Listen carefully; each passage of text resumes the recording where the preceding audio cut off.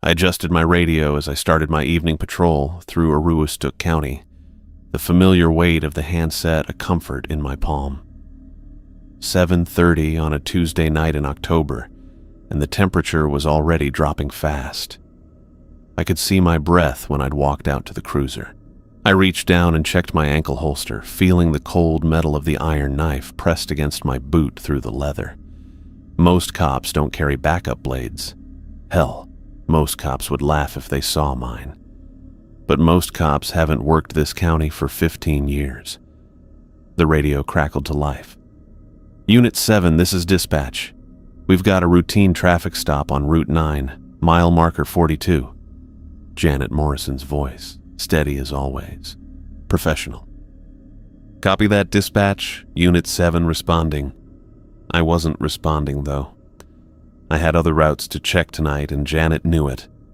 She was just keeping the chatter normal for anyone else listening. Standard procedure around here.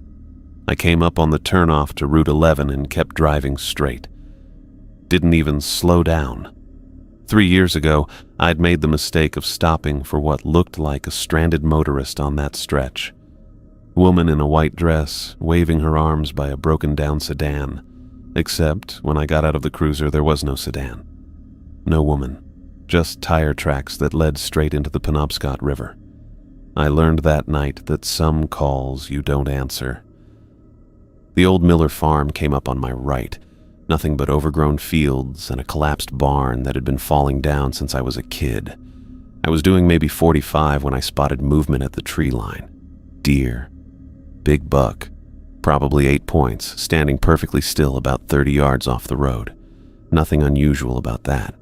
We got deer everywhere up here. Then I saw its eyes. Blue-green glow, bright as headlights. Not the normal reflection you get from a flashlight or high beams. This was something else. Something that came from inside. I pressed harder on the accelerator. The deer's head turned as my cruiser passed, tracking my movement with those burning eyes. Smooth as a security camera. Too smooth. Too deliberate. Deer don't move like that. They're jumpy. Nervous. This one watched me like it was taking notes. Danny Rodriguez had stopped for a deer like that 5 years back. Found his cruiser the next morning. Driver's door open. Engine still running. Radio tuned to static. Never found Danny. I was doing 60 now. Maybe 65. The speedometer needle bounced as I hit a pothole, but I didn't let up. In my rearview mirror, I could still see those eyes glowing in the darkness, fixed on my taillights until the road curved and I lost sight of them. My radio buzzed with an incoming call. The display lit up, 207-666-3847. I stared at the numbers, my foot easing off the gas pedal. 666 prefix. We'd been getting calls from that exchange for 2 months now. Always at night. Always when officers were alone on patrol. Nobody ever answered them. Department policy. The radio kept buzzing. I grabbed the radio before it could buzz again. Unit 12 to dispatch. Go ahead, Unit 12.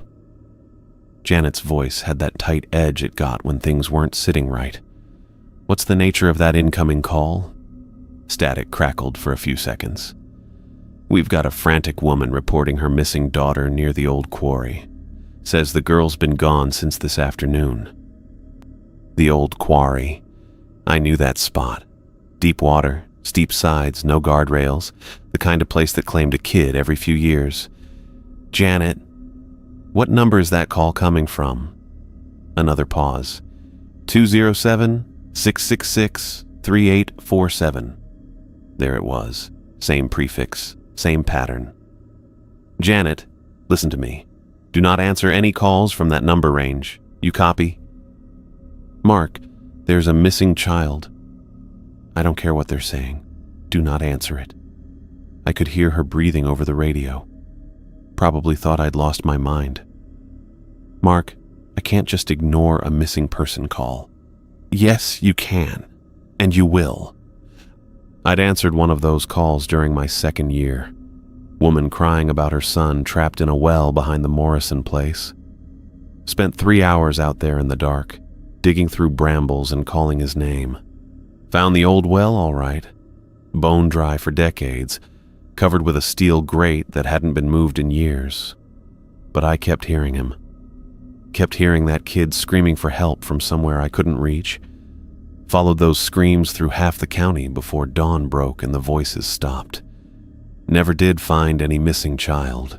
Never found any record of a call either. "Copy that, Unit 12. Janet's voice was flat now. Professional. She didn't like it, but she'd follow orders. I turned the cruiser around and headed back toward town. The station was only 10 minutes out, and I wanted to check something. The Aroostook County Sheriff's Department sat on the corner of Maine and Elm, a squat brick building that looked like it had been built to withstand a siege. Most nights the place was empty, except for whoever was pulling dispatch duty. I parked in my usual spot and killed the engine. The front door was unlocked. Always was. In a county this size, you couldn't lock people out when they needed help. I walked through the lobby, past the bulletin board covered with wanted posters and community notices. The hallway stretched ahead, fluorescent lights humming overhead. My footsteps echoed off the linoleum. That's when I noticed the clock.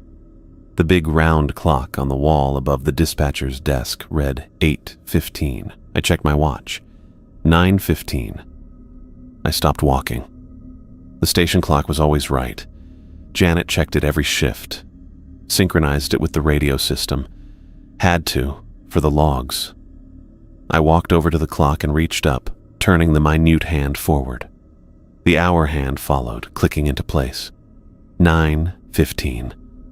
The temperature dropped like someone had opened a freezer door.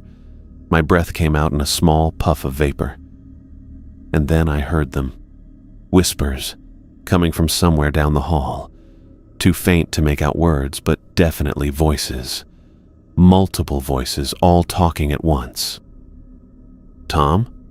Sergeant Bradley's office door opened. He stepped out, looking like he'd aged 10 years since I'd seen him last week.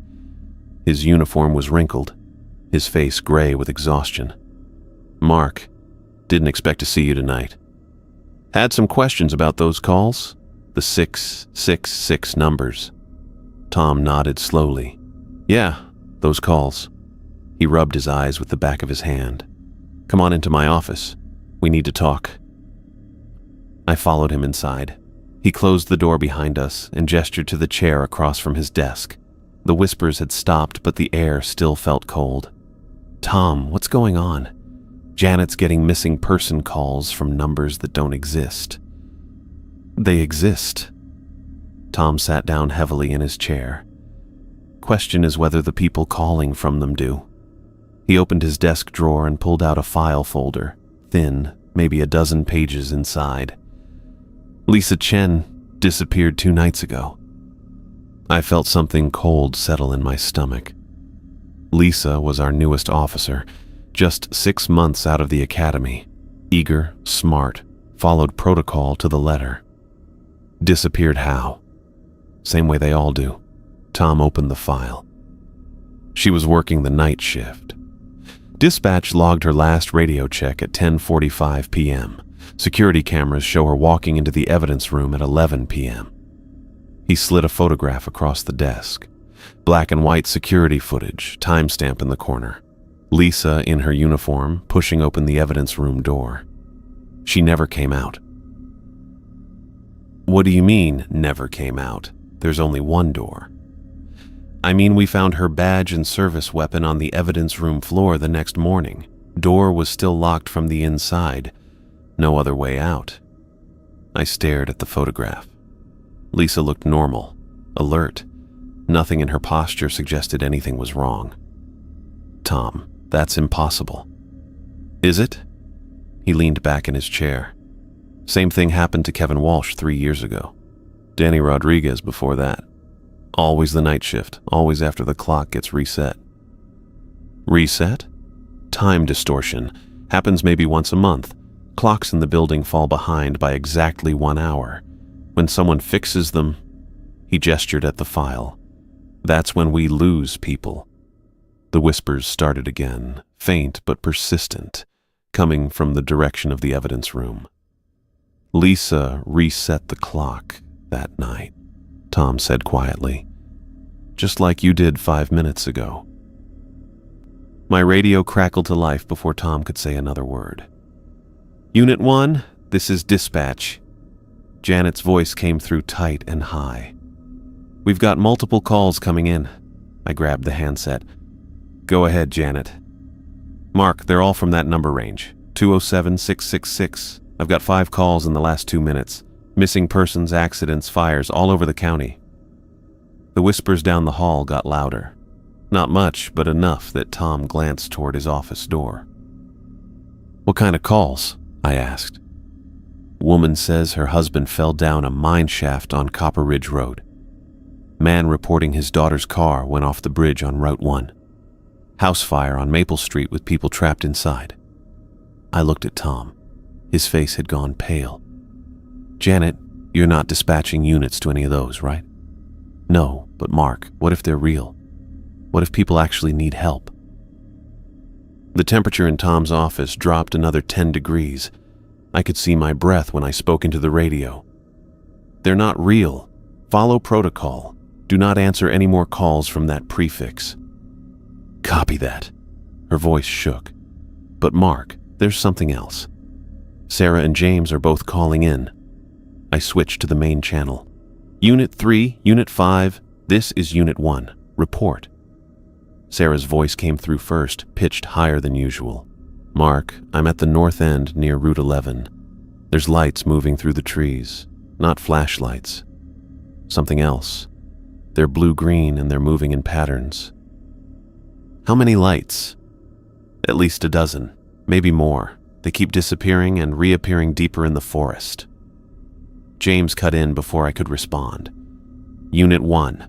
This is Unit 5. I'm at the elementary school on the east side. We've got deer here. A lot of them. Deer? 30, maybe 40, all with those glowing eyes.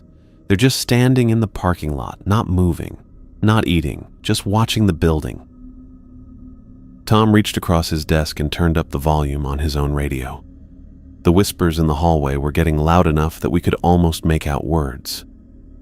Sarah, James, listen to me, I said. Maintain your distance. Do not approach the lights or the deer. Do not exit your vehicles. Mark, Sarah said, the lights are moving toward the road, toward Route 11. And the deer are starting to move, James added. They're heading west, toward downtown. I felt something cold settle in my stomach. The supernatural elements that usually stayed separate, that followed their own patterns, were all becoming active at once, moving toward the center of town, moving toward us. All units, maintain radio contact. Report any changes immediately. Copy that, both officers responded. I clipped the radio back to my belt and looked at Tom. This isn't normal, is it? They don't usually all happen at the same time. No. He shook his head. Usually it's one thing. One call. One disappearance. Not everything at once.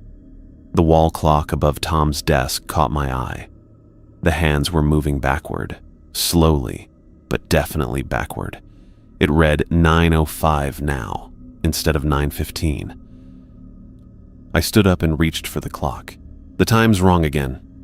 Don't touch it. But I was already turning the hands forward, setting them back to 9:15. The moment I let go, the temperature dropped so fast I could feel ice crystals forming in my breath. The whispers down the hall became voices, clear, distinct voices calling my name. Mark. Mark Sullivan. Mark, come here. I reset the clock again, 9:20 now, to match my watch. The voices got louder. Mark, we're waiting. Mark, come to us. Tom stood up from behind his desk. You need to stop. But I couldn't. Every time the clock hands moved backward, I reached up and fixed them. And every time I did, the voices calling my name from somewhere deep in the building grew stronger. The voices were still calling my name when my personal cell phone started ringing. I pulled it from my pocket and looked at the display. The number showed 207-666-9999. My own number calling itself. That wasn't possible. I was holding my phone. It couldn't be calling me, but it kept ringing. 30 seconds of that electronic buzz while Tom stared at me and the voices from the hallway got louder. "Mark, come to us. Mark, we're waiting." Then the ringing stopped. My radio exploded. "Unit 3 to dispatch. Something's following me through the woods. It's right behind me." Sarah's voice high and panicked, not the steady professional tone I knew. "Unit 5 to any unit. The deer have surrounded my car. They're pressing against the windows." James breathing hard. "They don't have hooves anymore. They have hands. Human hands." I grabbed my radio. "Sarah, what's your location?" "I'm running. I left the car on Route 11. It was right behind me and I ran into the trees, but it's still coming." "James, stay in your vehicle." "I can't leave. They won't let me. There's dozens of them and they're looking at me through the windows with those blue eyes and their hands are flat against the glass like they're trying to get in." Tom was standing behind his desk, watching me.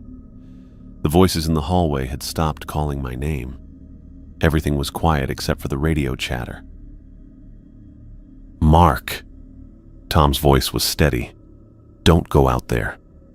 But I was already moving toward the door. Whatever was happening, it was coordinated. The phone calls, the lights in the woods, the deer with human hands. Something was targeting us specifically, the whole department. "Sarah, can you get back to your vehicle?" "Negative. It's between me and the car. Mark, it looks like a person, but it moves wrong." I walked through the lobby, past the bulletin board, out the front door. The cold air hit me like a wall. My cruiser was where I'd left it, engine still running. "James, are you injured?" "No, but they won't move. They're just staring. Mark, what the hell is happening?" I got in the cruiser and put it in drive. Tom was right. Protocol said don't engage with unknown phenomena. Stay safe. Call for backup. Wait for daylight. But my officers were out there. I turned left on Main Street, heading toward Route 11. The road I'd avoided for 3 years. The road where the woman in white had vanished and left tire tracks leading into the river. "Sarah, I'm en route to your location. Don't come here. Something's wrong with this whole area." I pressed the accelerator. The speedometer hit 50, then 60. Route 11 was 5 miles out. "James, try starting your engine." I did. Nothing. It's like the battery's dead, but all my electronics are working. The turnoff appeared in my headlights. Route 11, the road I'd driven past every night for 3 years without stopping. I turned right and felt the temperature drop another 10 degrees. "Mark, seriously, don't come out here." Sarah's voice was getting weaker on the radio. "I think it wants you specifically." Maybe it did. Maybe that's what the phone calls were about. The voices calling my name. The clock that kept falling behind until I fixed it. My headlights swept across the empty road. No broken down sedan. No woman in white dress. Then I saw her. Standing directly in the center of the road, maybe 50 yards ahead. White dress, long dark hair, pale skin. Exactly like 3 years ago. I didn't slow down. I'd learned that lesson. When you see something impossible, you don't stop to investigate. You drive past and pretend it didn't happen. 40 yards, 30, 20. She didn't move, didn't vanish. Just stood there watching my headlights approach. 10 yards. She raised her hand. My engine died. The cruiser rolled forward on momentum for another few feet, then stopped. Right in front of her. Close enough that I could see her face clearly through the windshield. She was smiling. I sat there staring at her through the windshield, engine dead. Nowhere to go. The woman in white stepped closer to my cruiser, her bare feet making no sound on the asphalt.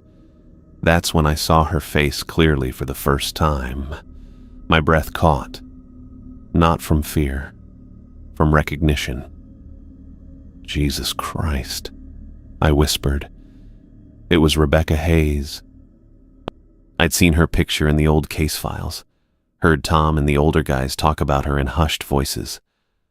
Officer Rebecca Hayes disappeared on Route 11 15 years ago, 3 years before I even joined the force. But there she was, standing right in front of my patrol car like she'd just stepped off duty yesterday. Her uniform was pristine white now instead of the standard blue, not a wrinkle or stain on it, and her eyes, they held that same unnatural glow I'd seen in the deer, blue-green light that seemed to come from somewhere deep inside. She looked exactly like her academy photo, not a day older. Rebecca moved to my driver's side window and leaned down. I could see her face clearly now, pale and perfect, framed by long blonde hair that moved in a breeze I couldn't feel. She spoke, and somehow I heard every word through the closed window. "Hello, Mark." Her voice had a strange quality to it, melodic, like it was coming from somewhere far away and close at the same time. "You've been following the rules," she said. "That's good, but you don't understand what they're really for." I found my voice. "Rebecca? Rebecca Hayes?" She smiled. "You know me. You disappeared 15 years ago, right here on Route 11. "I didn't disappear," she said. "I joined them." "Joined who?" "The Guardians." She pressed her palm against the window. The glass didn't fog from her touch. "Mark, you need to listen carefully. Everything you think you know about what's happening here is wrong." I stared at her.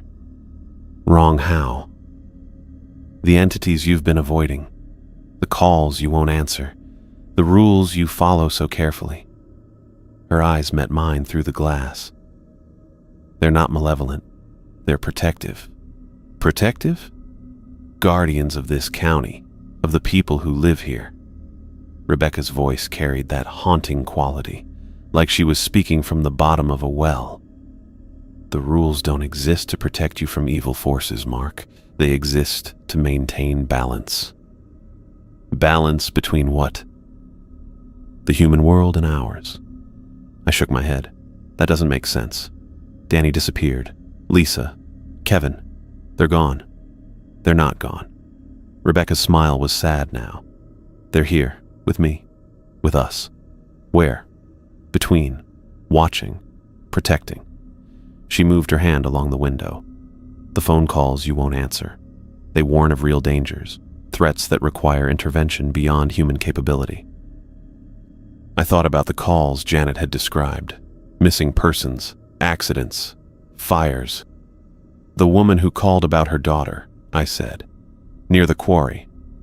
Real danger, real child. We guided her to safety before you could arrive and make things worse." "Make things worse how?" "Human interference disrupts the process. Your presence would have prevented us from reaching her." Rebecca stepped back from the window.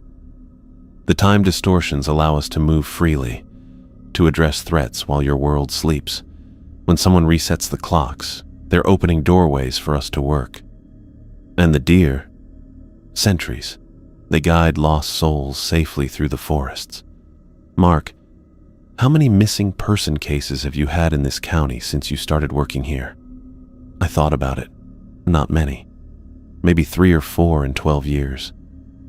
In a county this size with this much wilderness, you should have dozens.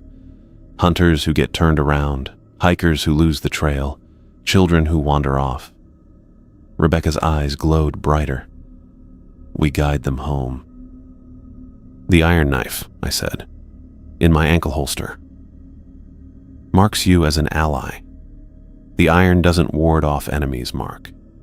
It identifies you to protective spirits. It tells them you're one of the officers who understands the balance." I sat there in my dead patrol car, staring at a woman who'd been missing for 15 years, trying to process what she was telling me. "Tom knows," I said. "Doesn't he?" "Tom has always known. He's been maintaining the balance longer than anyone." Rebecca leaned closer to the window again. The rules keep your world and ours separate when separation is needed, but sometimes the barriers must come down. Like tonight, she nodded. Your officers are in no danger, Mark. Sarah is being guided to safety. James is being protected until the threat passes. What threat? Rebecca's expression grew serious. Something that doesn't belong to either world. Something that feeds on the space between them. I looked at Rebecca through the windshield, her glowing eyes steady on mine. The weight of what she'd told me settled in my chest like cold water. Danny's alive, I said. Not a question. All of them are. Different than they were, but alive. Rebecca's voice carried through the glass like it was open air. They chose to cross over, to become something more than human, but less than spirit. And they're protecting people. Every night, every time someone gets lost in the woods or their car breaks down on a back road, every time the barrier's thin and things slip through that shouldn't be here. She moved closer to the window. They guide people home. They stand between your world and the things that would hurt it. I thought about the missing person reports I'd filed over the years. 3 or 4 in 12 years, Tom had said. Should have been dozens. The offer's open to you too, Mark. I'd known it was coming. Soon as she started explaining about the others, I could feel it building. The choice. Join them. Join us. Rebecca's expression was calm, patient. You already understand the balance better than most. You follow the rules. You carry the iron. You know when to look away and when to act. What would that mean? You'd see more, understand more, be able to help in ways you can't now. She paused. But you'd also be changed. Not human anymore, not exactly. Something between. I stared at her through the windshield. Thought about Danny, always curious, always pushing boundaries. About Lisa, eager to prove herself. About Kevin, confident he could handle anything. Would I still be me? The part that matters, yes, but you'd see the world differently, feel it differently. Time would work differently for you. And if I say no, then you go back to your patrol, back to following the rules, but now you know why they matter. Now you understand what you're protecting and what's protecting you. I sat there in the dead quiet of my cruiser, engine cold, radio silent. Thought about Sarah running through the woods, James surrounded by those deer with human hands. Thought about Tom aging in that office, carrying this knowledge for God knows how long. Thought about going home to my empty apartment, making coffee in the morning, putting on the uniform, driving these same roads, but knowing, always knowing what was really out there. I can't, I said finally. I appreciate what you're offering, I do. But I need to stay human. Stay on this side. Rebecca smiled, and for the first time since she'd appeared, it looked genuinely warm. I thought you might say that. It's not a failing, Mark. Both sides need people who understand. Tom's been that bridge for 15 years. Maybe it's time he had help.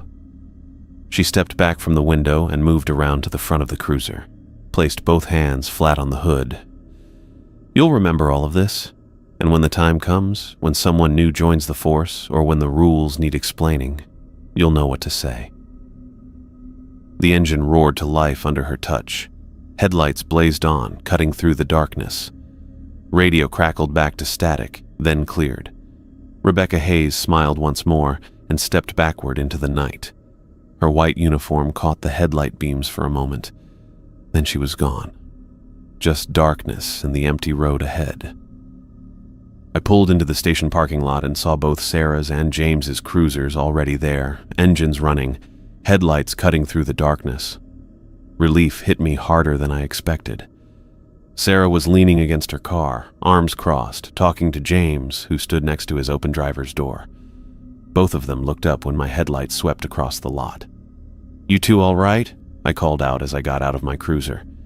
Yeah, Sarah said, but her voice was shaky. Whatever was chasing me through those woods just stopped, like someone flipped a switch. One second I'm running for my life, next second I'm standing alone in the trees. James nodded. Same here. Those deer with the... He stopped, shook his head. They just walked away, all of them, like they got called off or something. I looked at both of them. They were rattled, but unhurt. Exactly like Rebecca said they'd be. Let's get inside, I said. Warm up, write our reports. The station felt different when we walked in. Warmer. The fluorescent lights hummed their usual tune instead of that electric buzz that made your teeth ache. The hallway was quiet. No whispers, no voices calling my name. I walked straight to the wall clock above Janet's desk. It read 9:05. Same as it had been doing all night, hands creeping backward like they were trying to undo time itself. Sarah and James watched as I reached up and moved the hands forward to 9:45. My watch said 9:43, close enough. The temperature stayed normal. No ice crystals in my breath, no voices from down the hall. Just the quiet tick of a clock keeping proper time. That's been acting up all night, I said, like it was nothing more than a maintenance issue.